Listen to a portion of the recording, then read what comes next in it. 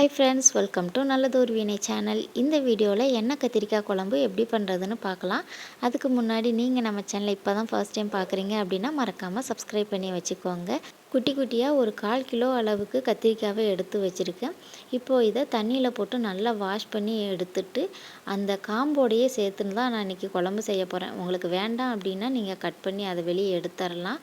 அதுக்கு அப்புறமா இந்த கத்திரிக்காவை நாலா கீறல் போட்டுட்டு உள்ள புழு பூச்சி ஏதாவது இருக்கா அப்படின்னு நல்லா செக் பண்ணிக்கோங்க. இதே மாதிரி மீதி இருக்கிற எல்லா கத்திரிக்காயையுமே நல்லா வாஷ் பண்ணிட்டு கீறல் போட்டு எடுத்து வச்சுக்கலாம். குட்டி குட்டியாக கத்திரிக்காய் கிடைக்கும்போது மறக்காமல் இந்த எண்ணெய் கத்திரிக்காய் குழம்பை ட்ரை பண்ணி பாருங்கள். எல்லா கத்திரிக்காயுமே இந்த மாதிரி நல்லா கீறல் போட்டு எடுத்து வச்சுருக்கேன்.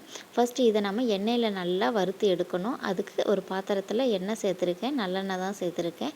எண்ணெய் லைட்டாக சூடானதுக்கு அப்புறமா நம்ம நல்லா க்ளீன் பண்ணி கீறல் போட்டு வச்சுருக்கிற கத்திரிக்காவை சேர்த்து ஒரு பாதி அளவு வேகிற வரைக்கும் அடுப்பை லோ டு மீடியம் ஃப்ளேம்லேயே வச்சு அடிக்கடி கிளறி கொடுத்து நல்லா வதக்கி எடுத்துக்கலாம்.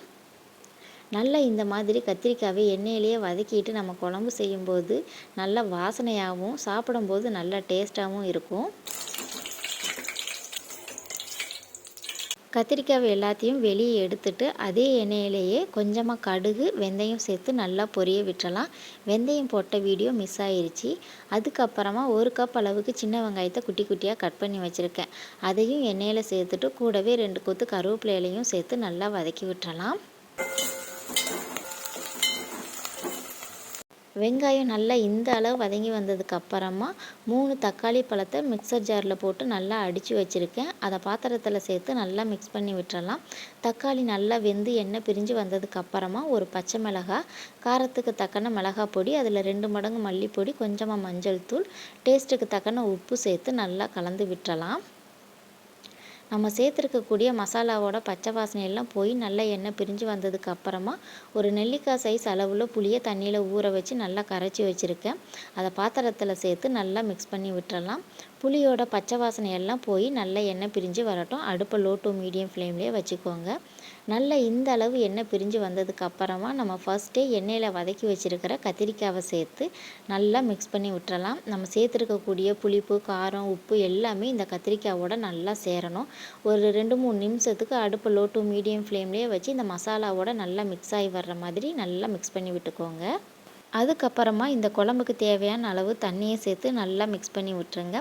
அடுப்பை மீடியம் ஃப்ளேம்லேயே வச்சு நல்லா கொதிக்க விட்டுருங்க. இந்த பாத்திரத்தை ஒரு மூடியை போட்டு மூடி அதுக்கு இடையிலேயே கொஞ்சமாக தேங்காய், அப்புறமா ஒரு 5-6 போல் சின்ன வெங்காயத்தை மிக்சர் ஜாரில் சேர்த்து கொஞ்சமாக தண்ணி ஊற்றி நல்லா அரைச்சி எடுத்து வச்சுருக்கேன். அதையும் இந்த குழம்புல சேர்த்து நல்லா மிக்ஸ் பண்ணி விட்டுறலாம்.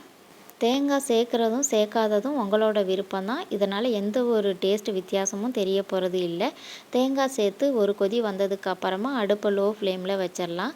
நல்ல எண்ணெய் பிரிஞ்சு வந்ததுக்கு அப்புறமா ஒரு கொத்து கருவேப்பிலை இலையை சேர்த்து நல்லா கலந்து விட்டுட்டு ஸ்டவ் ஆஃப் பண்ணிட்டோம் அப்படின்னா சூப்பரான எண்ணெய் கத்திரிக்காய் குழம்பு ரெடி ஆயிரும். இதே மாதிரி ட்ரை பண்ணி பார்த்துட்டு கமெண்ட் பண்ணுங்கள். மறக்காமல் நம்ம சேனலுக்கு சப்ஸ்கிரைப் பண்ணுங்கள். தேங்க்யூ.